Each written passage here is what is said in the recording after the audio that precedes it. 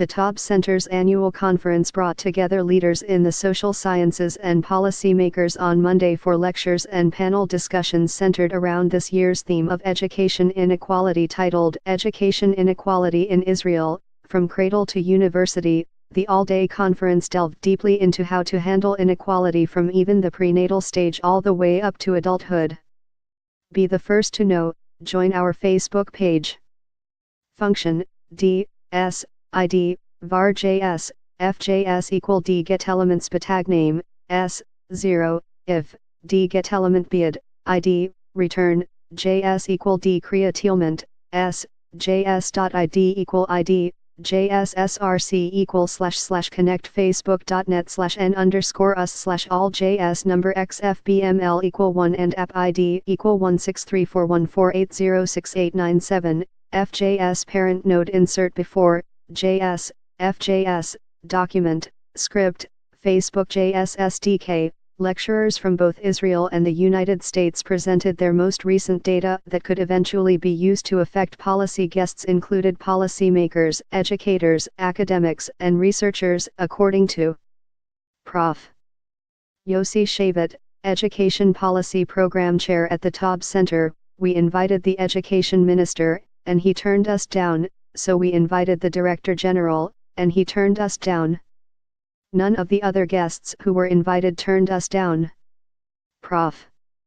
Dalton Conley of Princeton University spoke of how genetics determines education inequality by comparing genetic factors with external factors. His research shows that genetics plays a very small role in determining one's successes or failures in the classroom. Although Conley's data were relevant mostly for the United States, Shavit told the Jerusalem Post why the center chose him as a keynote lecturer: to alleviate the concern that inequality is significantly determined by genetics, and although genetics has something to do with it, its effects should not be overstated in the exclusion of policy alternatives.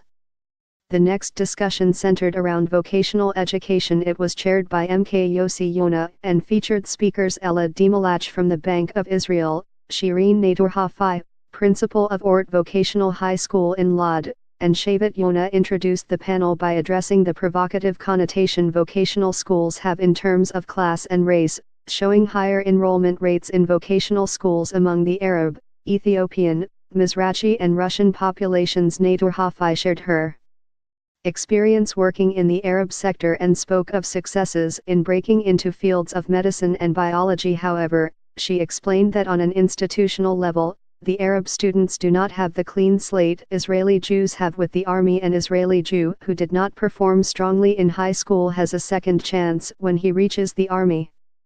By contrast, we do not have this in our infrastructure, she said. Nadur-Hafai also touched on external factors that hinder Arab students' chances for social mobility. When we speak of change and progress, it's a physical change. Don't just change the curriculum, change the physical structure of the classroom. Addressing the education ministry, she added, if you want reform, if you want more pupils to enroll at 5 matriculation points, don't send us an email, go to the schools yourself. Don't continue to widen the gap between what is done in theory and what is done in practice. In keeping with the theme of the day, Prof. James Heckman of the University of Chicago and a Nobel laureate gave a keynote lecture on the value of quality preschool education using the adage that you can teach an old dog new tricks. Heckman explained the value, both economic and social, of investing more in quality preschools. Going further, he asserted that what is vital is not just preschool but even prenatal care. Encouraging young mothers not to drink or smoke can offer long-term advantages.